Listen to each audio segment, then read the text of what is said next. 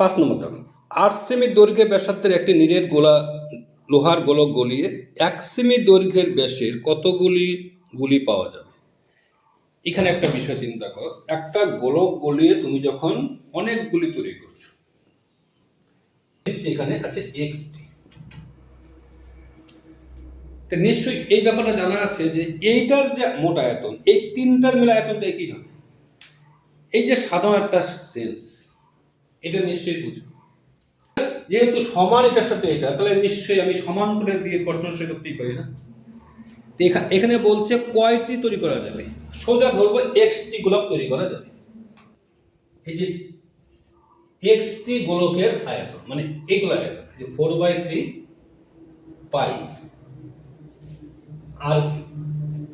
আর এটা আয়তন, এই যে কি 4/3 পাই, আলাদা আর দিচ্ছি কারণ ব্যাসার্ধ আলাদা আছে। এখানে শুধু আর এর যে মান আছে, আর এর অর্থাৎ ব্যাসার্ধ দুইটা বসাবে, তাহলে এক্স চলে আসবে।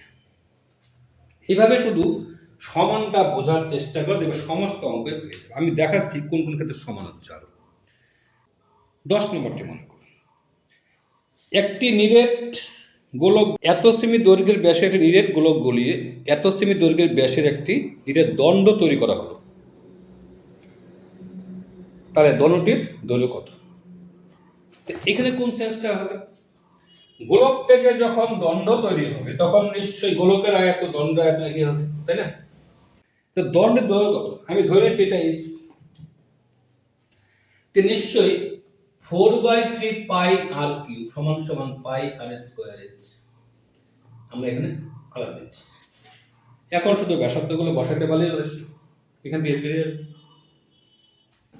দেখো, এটা হচ্ছে জলে ডুবানো ব্যাপারটা। একটা চৌবাচ্চা আছে যার দৈর্ঘ্যবস্তু উচ্চ দেওয়া আছে, এখানে বলছে 100টি 21 সেমি ব্যাসের গোলক ডুবানো হয়েছে। এখানে অর্ধেক জল আছে, এখানে কিছু নিরেট গোলক, জল নিশ্চয়ই উপরে উঠবে, বলছে কতটা উঠে আসবে, ধরলাম এইচ। এখানে কোন সেন্সটা ব্যবহার হবে, যতগুলি গোলক ডুবানো হয়েছে তাদের মোট আয়তন নিশ্চয়ই উপরে উঠে জলটা আয়তন সমান। আর যদি আমি মনে করি এই উচ্চতা জল উঠে আসলো, তাই না, তাহলে নিশ্চয়ই এই জলটা এই পাত্রের মধ্যে আছে, তাহলে এইটুক জলের আয়তন বের করার সময় আমি কি করব, চৌবাচ্চার এইটুক জলের আয়তন হবে, অর্থাৎ দৈর্ঘ্যবস্তু এগিয়ে থাকবে কিন্তু উচ্চতাটা সবটা হবে না এই উচ্চতায়। তখন ভাষাটা হয় যে চৌবাচ্চার এই উচ্চতায় জলের আয়তন, এটা হচ্ছে উপরে ওঠে জলের আয়তন, চৌবাচ্চার এই উচ্চ জলের আয়তন সমান সমান 100টি গোলকের আয়তন।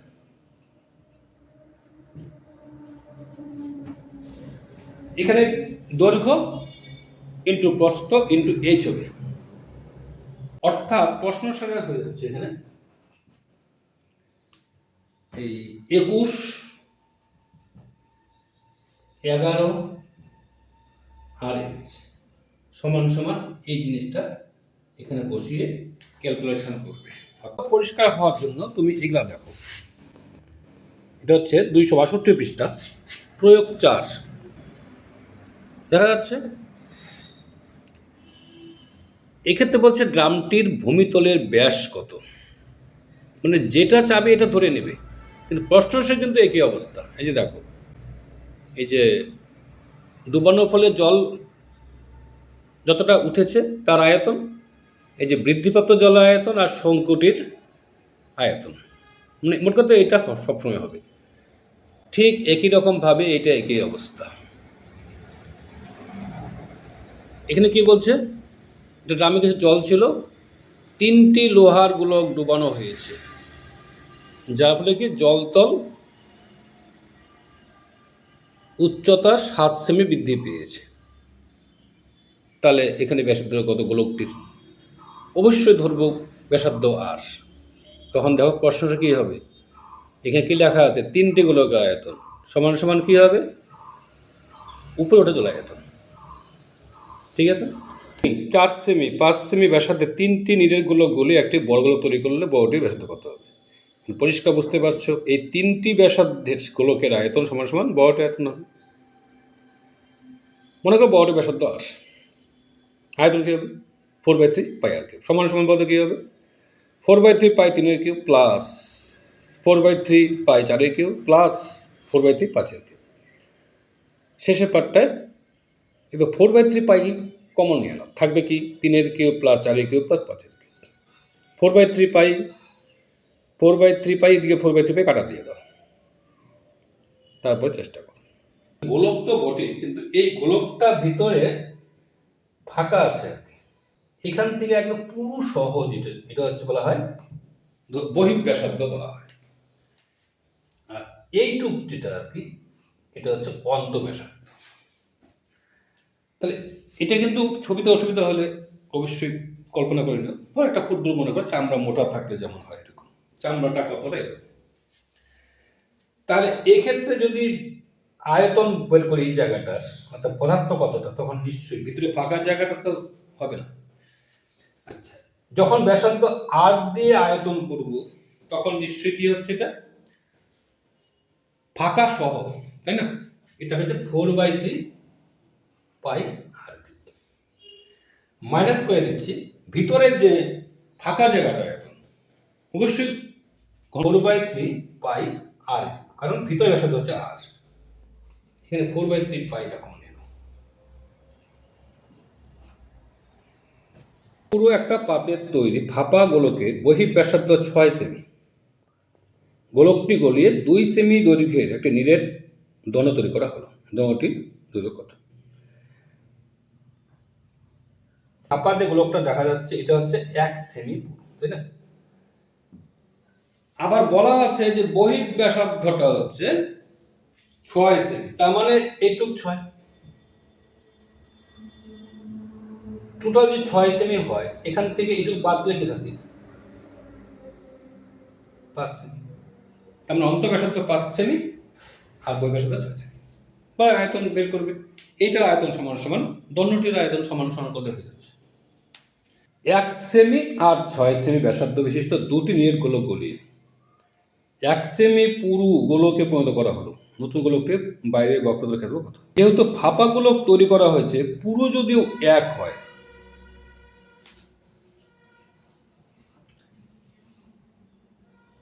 যদি পুরোটা যদি 1 সেমি হয়, আর কিছু দেওয়া নেই যেহেতু, তাহলে আমি ধরে নিচ্ছি, যদি আমি ধরে নেই বহিঃব্যাসার্ধ আর, এখানে কি বলছে দেখো, ধরি বহিঃব্যাসার্ধ আর,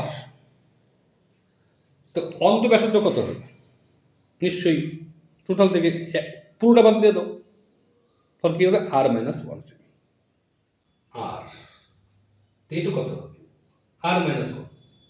এখন যেহেতু বলছে এটা কার সমান হবে, 1 সেমি আর 6 সেমি ব্যাসার্ধে দুটি গোলকের আয়তনের, তা নিশ্চয়ই দেখো প্রশ্নটা একটু ভালো করে বোঝো। প্রথমে দেখো লেখা আছে 4/3 পাই আর কিউ মাইনাস 4/3 পাই r-1 হল সূত্রটা আর কি, অর্থাৎ ফাঁপা গোলকটা আয়তন।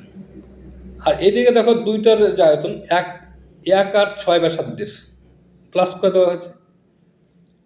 এবার 4/3 পাই কমন নেওয়া হয়েছে, দেখো সূত্র এসে গেছে আর q minus r-1 whole cube, সূত্র করা হয়েছে।